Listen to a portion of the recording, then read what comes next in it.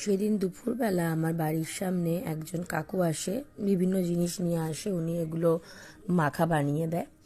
তো আমি একটা পিয়ারা মাখা সেদিনকে নিয়ে নিয়েছি, এর আগেও কদবেল নিয়েছি, এখন আর কদবেলটা পাওয়া যাচ্ছে না। এখন আজকে দেখলাম একটা জিনিস এনেছে, সেটা হচ্ছে কামরাঙা। তো আমি বললাম এটা তো খুব টক, তো বললো না না তুমি খেয়ে দেখো এটা মিষ্টি, সেই জন্য নিলাম। সত্যিই মিষ্টি ছিল, আর কিছু কিছু কামরাঙা হয়ও যেটা মিষ্টি।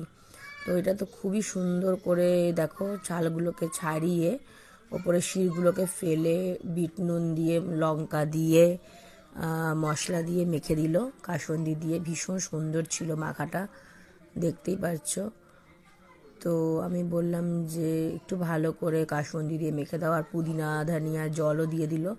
এরপর দেখো মাখা হচ্ছে, মাখাটা খুবই সুন্দর হয়েছিল। তোমাদের কার কার ভালো লাগে তোমরা জানিও। বেশি টক হলে খাওয়া যায় না, বাট এটা সত্যি